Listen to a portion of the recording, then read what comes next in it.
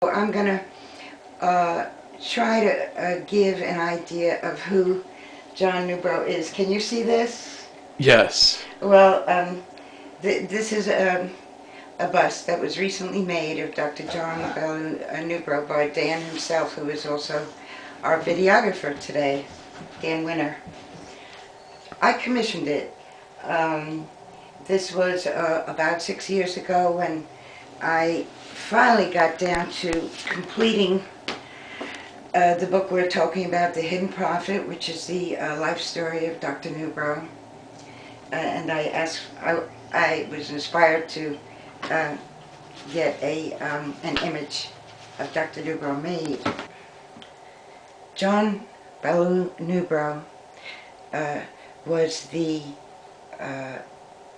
person chosen to receive a wasp from the angel world and bring it into our own world for publication. And that, in fact, happened in the year 1881 in New York City.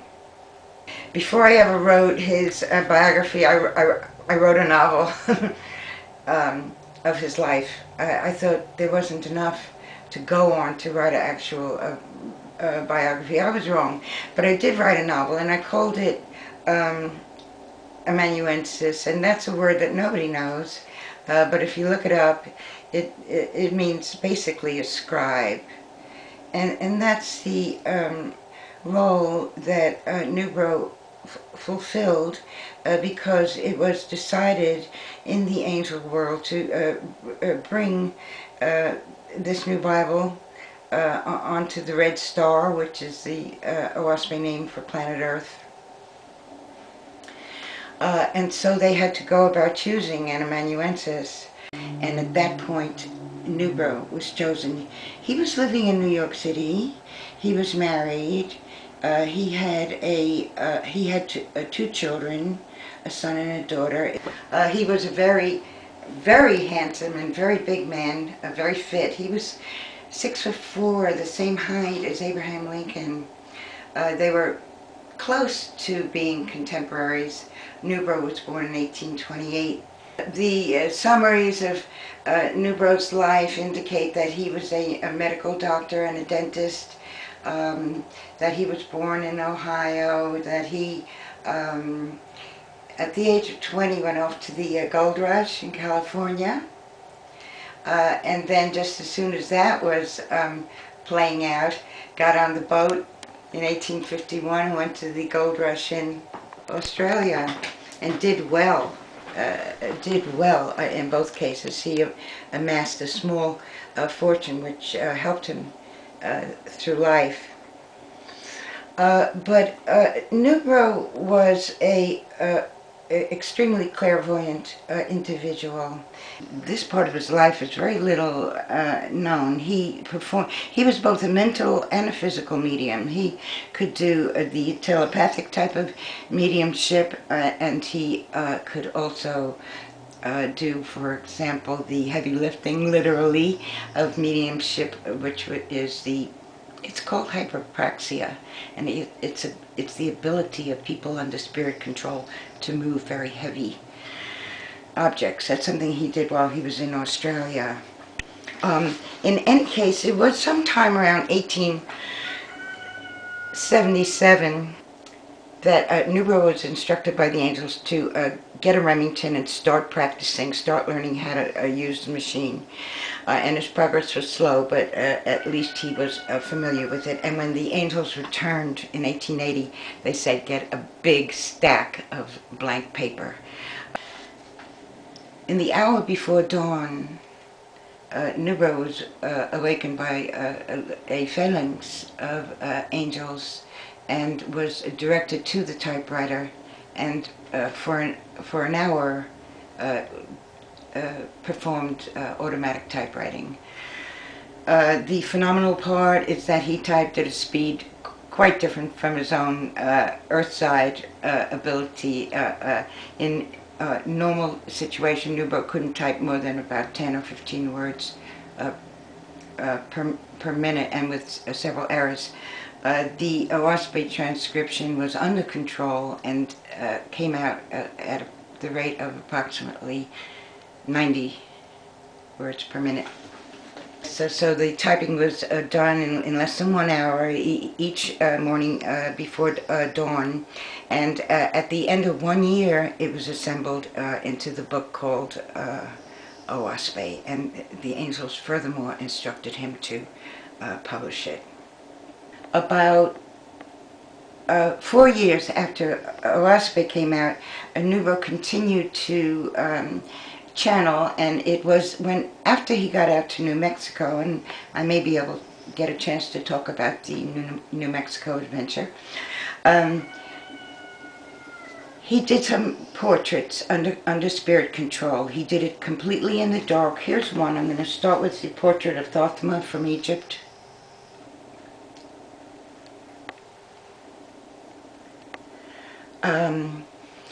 He did the portraits under spirit control.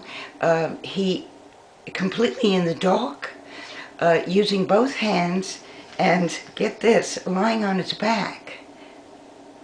That's what the record says, lying on his back, using both hands in the dark.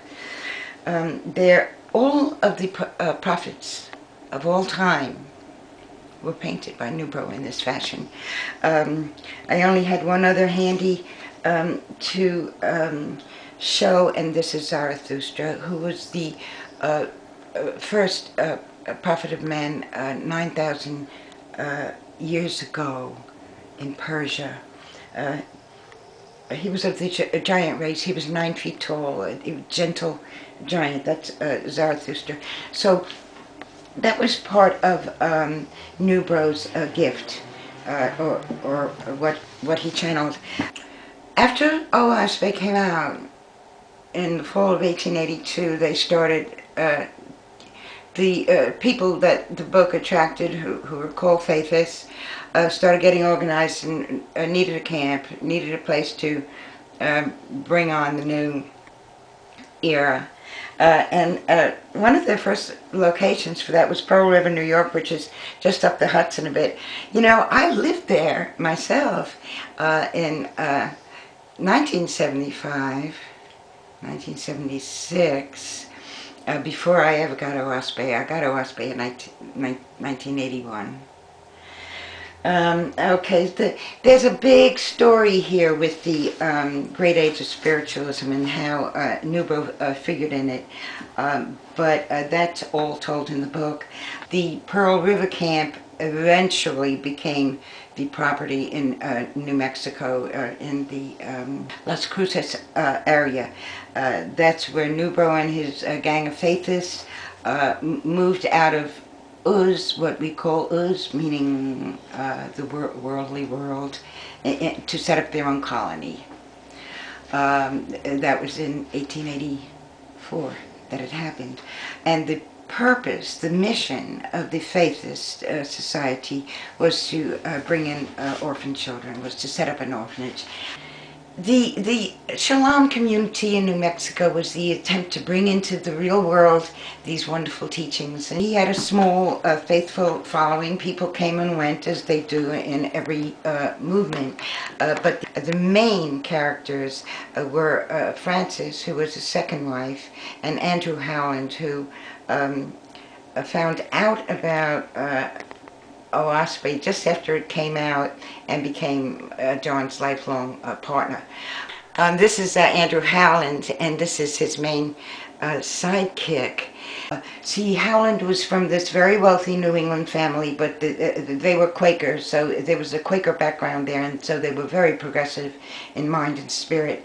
But he himself was a businessman. He was in the wool trade, and he was just returning from Europe when he while he was in New York before returning to Boston. He stopped in at his favorite book dealer, and he said, "Anything interesting come out?" And the dealer said, "Yeah, there's this new Bible came out." You know, it was really, I think, just that same season. Andrew took interest, bought it, and started reading it, and became a fanatic to read it and get through it. the following spring, made acquaintance with John Newbrough, and he was the money man. So he made the New Mexico project possible. Uh, and when when John died unexpectedly in 1891, Howland took over the project and even took over the wife. And that was the same year they republished the second edition of Owaspe, and that's known as the 1891 edition. They worked all year on the new edition. A lot of fuss has been made by the faithists over the years about what happened at that Shalom community in New Mexico. In a lot of ways it was a disaster. Just as so many of our attempts have been a disaster in the 20th century as well. But there is such a different idea of failure and success in Owaspe and among the true faithists that we really can't speak in terms of failure. The fact that the Shalom community closed down in 1910, well, so what? They tried, and the main thing is to try. I don't put a lot of stock in what happened at Shalom, and I don't associate Newbrough's name so much with the Shalom enterprise. He tried. In fact, you know what they say? They say that John, when he went into spirit, when he consulted his teachers, they told him not to do it, that it wasn't going to work, but he had to do it anyway. You know that feeling? So that's what happened there. It's okay, but that's not the most interesting part. Newbrough's life really had its high point with the incredible production of Owaspe. He died in April 1891. The bad flu, was going around the world. It really was one of the world's last horrible flu epidemics, except probably the one in 1918, right toward the end of the war. Before I came here, I just finished reading Arthur Conan Doyle. He was a young man. He was in his early 30s, and he was struck by it in August 1891. This is only a few months after John died. And it nearly killed Doyle, too. He says, he was 30 at the time, he says, but now he knows what it's like to be 80. He survived it. It went around the world, and it reached the community. Actually, there's a rather interesting story how it reached the Shalom community. Some nurse, and the details are there in the book, but the children got terribly sick, and they lost quite a few. These are babies I'm talking about. Everyone got sick. His wife got sick, the daughter got sick, and the children were sick, and John got sick. Despite his illness, he went around tending to the children and saved a few lives. But meanwhile, his wife and daughter recovered, but he didn't. They called in a nurse and a doctor, and they took care of Newbrough. It only took a few more days. I think he died on Wednesday for him to pass, and he knew he was going to die. As I indicated before, not too long after John's death, a couple of years, Francis and Andrew had to marry because, there were rumors. You can picture it. Anyway, they married, and so when the community finally did disband, they had 3 or 4 or 5 of the Shalom children that they were raising as their own. The rest were sent to the Bruckner Orphanage, I think, in El Paso, Texas. Today it's a tremendous challenge for us faithists whether the same philosophy of the 19th century could hold in the 21st. I don't think it can.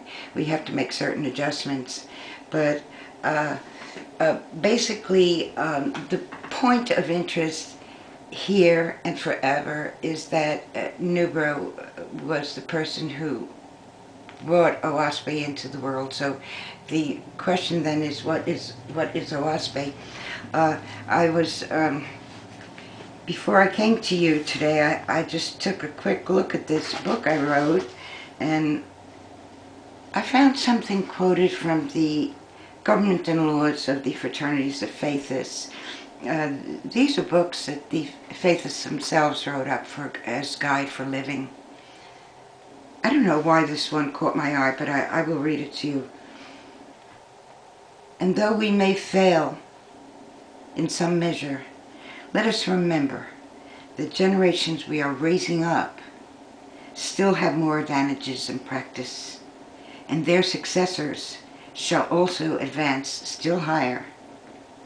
Ultimately, all the world shall attain to peace, virtue, plenty, and wisdom. This is the message of OASPE, the coming utopia. And it has a name. It's a new age for man. It's a new cycle of time. It has a name. It's called Cosmon. And maybe that's something we can pick up on. Maybe that's the thread we can pick up on next time.